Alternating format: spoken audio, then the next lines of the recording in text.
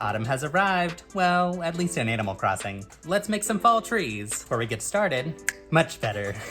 Autumn is my favorite season, and I'm loving all of the different fall foliage that I see in my Animal Crossing game. But the Lego sets in my stash mostly come in green or pink. Today, I'm going to teach 3 autumn tree builds for Animal Crossing that use parts that are common in most people's Lego collection. One of the things I love about the Animal Crossing sets is the builds come with some unique parts that I didn't have a lot of in my stash. For instance, this tree root piece at the bottom that has the 4 roots kind of sticking out.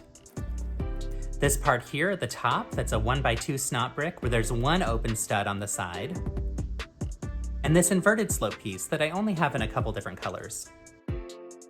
Additionally, most of my arched pieces like this come in very vibrant colors that aren't really appropriate for fall. So in order to complete this project, I needed to search through my parts to find what common elements could create these same types of shapes that'll make the iconic Animal Crossing trees. Pulling through my stash, I was able to find 4 different colors that work really well and really beautifully together, creating more of an autumn palette. One being a red tree, this yellow-orange tree, this lime tree, and then I also have a solid yellow tree, which is slightly different than that yellow-orange color. I also designed 3 different builds that will create that same type of shape using different parts in your stash that are hopefully common to your parts too. First, we will start with our yellow-orange tree. This tree, as you notice, doesn't have any fruit, as some of the trees in Animal Crossing don't have fruit. So if you don't have many SNOT bricks, which is stud SNOT on top, that means the studs go out on the side as well, then you won't need to add some fruit to your trees. For this tree, the parts that we will need you'll see here, 3 of these round 2x2 bricks in reddish brown, and then in that yellow-orange color, we have 2 2x2 bricks,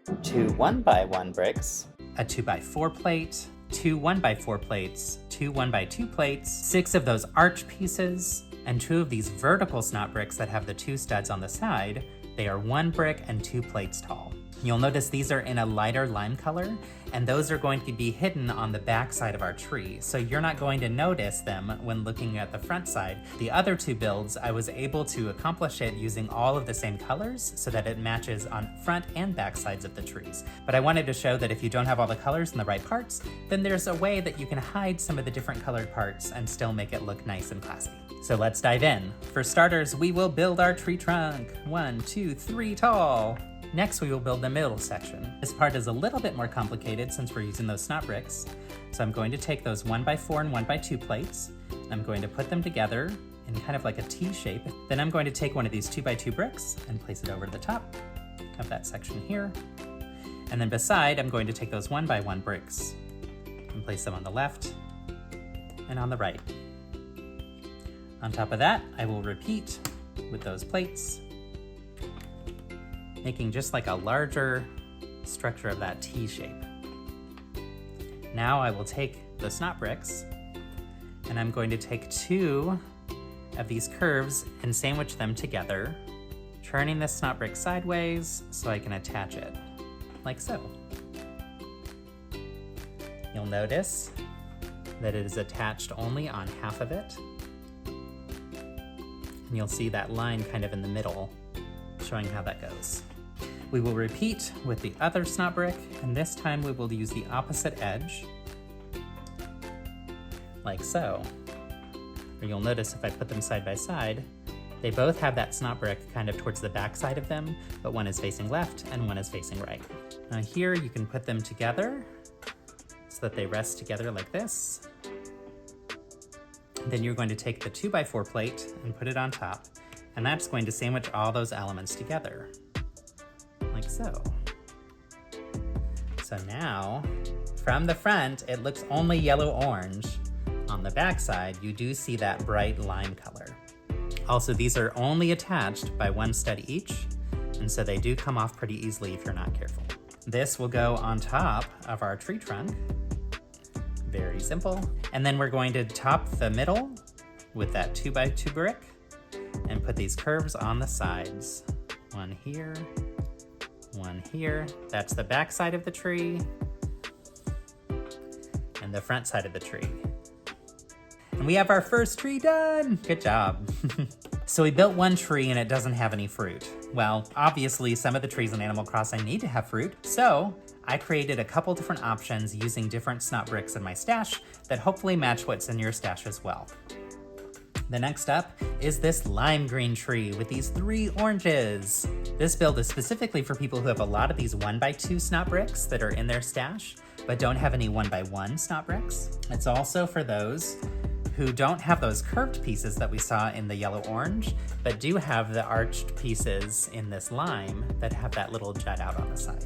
Those tend to be a little bit more common in our stashes. This one uses this interesting piece that I found in a lot of the Creator 3-in-1 sets and a lot of the large Creator boxes as well. For this build, we are going to use the following parts. Of course, the 3 tree trunk pieces like we used last time. And then all in lime, we are going to use 2 1x2 bricks, a 2x2 plate, a jumper plate, a 1x4 plate that has the studs on the left and the right. Then above that, we see 2 of these 2x2 bricks that are curved and rounded. They have that arch and they have those 2 studs on top. The 2x4 plate, 2 1x2 plates, 4 of those SNOT bricks that have the 1x2 size with 2 studs on the sides, and then 4 of those arch pieces that I mentioned before that have that jut out on the side. Additionally, you're gonna need some fruit, so here I have 3 oranges. All right, let's dive into this build. For starters, we take those tree trunks and put them together. Then we're going to take our 2x4 plate. On top of that, in the middle of the front, you're going to put 1 of those SNOT bricks. And just behind it, you're going to put a regular brick. So it should look like this so far. We've got the SNOT brick on the front. On the back, it's blank. Then you're going to take the 1x2 plates. And you're going to put 1 on the left and 1 on the right. And then take 2 more of those SNOT bricks and put those on top of those plates. So it should raise them up a little bit higher. This is going to help us create that curve so that it actually matches the bottom of the tree. Now we're on top of that first SNOT brick, we're going to put a second SNOT brick, and behind it a second regular brick, 1x2. Now it should look like this. Then we are going to add those arch pieces that have the jut out. And those are going to go 2 on the left and 2 on the right. So I'll show you. First I'll put the 2 on the right-hand side. You're gonna repeat on the left. And then you will top it all off with a 2x2 plate.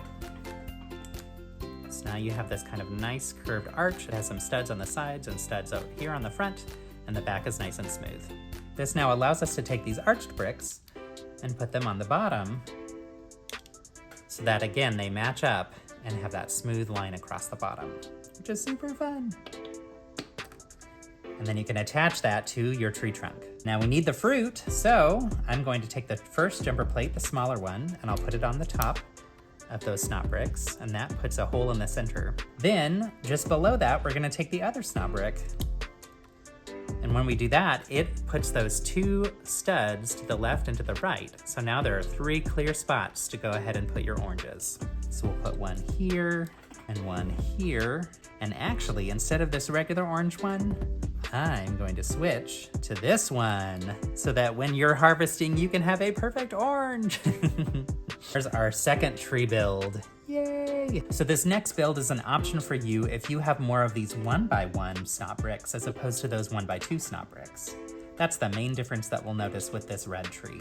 I want to show how that's a little bit different in the way that it's structured together. So for this red tree, we will be using 3 of these 2x2 reddish brown round pieces. And then all the rest are in red, 3 1x2 bricks, 1 jumper plate. Here's a fancy one that has the curve, but you could just use a simple 1x2 jumper plate like we saw with that lime one. 2 1x4 plates, a 2x4 plate, 2 more of those rounded arched pieces, 6 of those 1x1 SNOT bricks, 4 of those arched bricks that have the jut out, 2 1x2 plates, and a 2x2 plate. So we'll start once again with the tree trunk.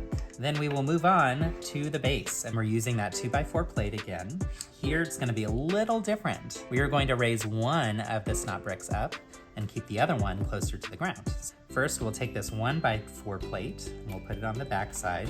Then we will take 2 of those SNOT bricks and place 1 out to the left and 1 out to the right. And in between them, we are going to put a 1x2 brick. So that should look like this. So again, we started with that 1x4 plate that's underneath here, and that's gonna raise this row up by 1 plate. On the front side though, we don't have that 1x4 plate. Instead, we are going to take the SNOT bricks and put them left and right again, and then also take that 1x2 brick and put it in the middle again. So you can see there's one plate difference. These back SNOT bricks are raised just by one plate from these front ones. And here we will finish that off by taking that 1x4 plate and putting it here. So the reason we raised them is this allows us to have that curve fit naturally so that it's smooth all the way around. Whereas if we did it here, you can see how it wouldn't be smooth because it's just a hair too low. But on the front side, this gives us a little bit more room for our fruit to be distanced from each other a little bit. Next up, we are going to add the 1x2 brick, and then those 2 SNOT bricks in front of it. So this is kind of similar to what we just did with the lime tree, but the difference is we're using those 1x1 SNOT bricks. Then we will take those 1x2 plates again, one on the left, one on the right. And take those arch pieces again, attaching them similarly to how we did before.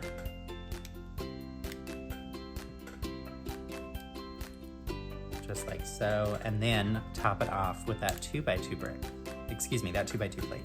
Attach it to the tree trunk, and now we have the same shape, loosely, of what we had for the orange tree that allows us to have 2 pieces of fruit here and here, and then using that jumper plate up here, we can center a piece of fruit, just like it is in Animal Crossing.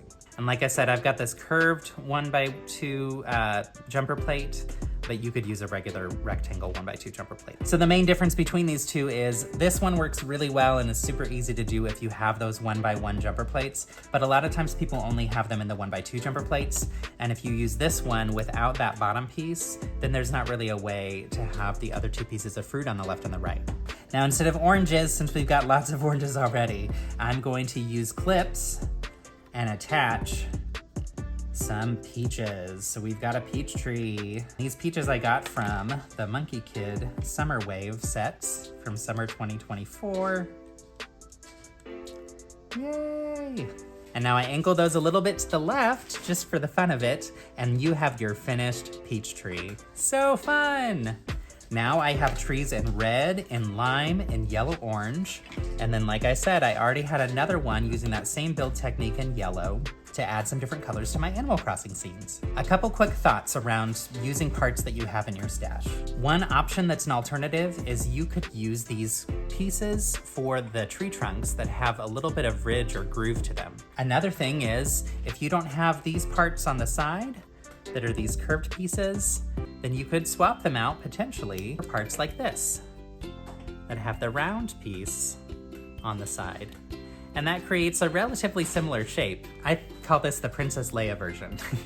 Of course, you can modify all of these to open up and have a little box on the inside, and there you can put some fun Animal Crossing treats. And there's different ways to build these as well. Here you see I built it where I had a double SNOT brick that had studs on the left and the right side, and that worked well with those panels.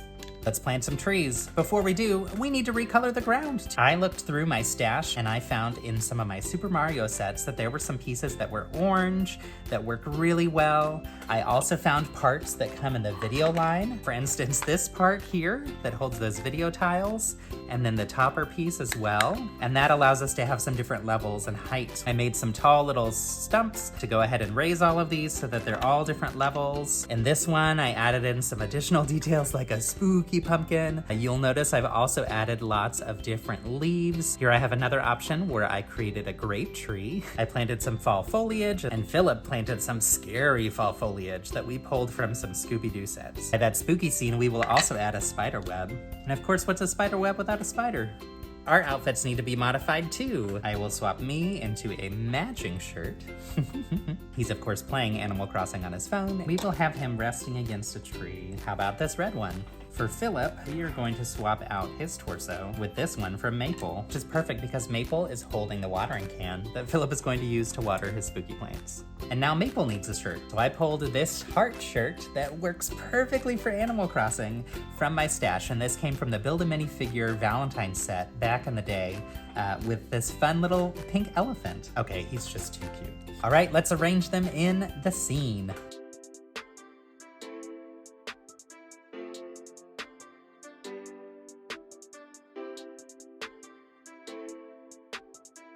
Thank you for joining Build Tips with Brady Joiner Bricks. I hope you learned something new today. I'm excited to see what types of creations you build, and I'd love to hear from you in the chat. What other build tips or tricks would you like to learn? I'd love it if you could like and subscribe to continue supporting this channel. And if you enjoyed this tutorial, please send it to somebody else who might enjoy it as well. And as always, build kindness. Thanks, y'all.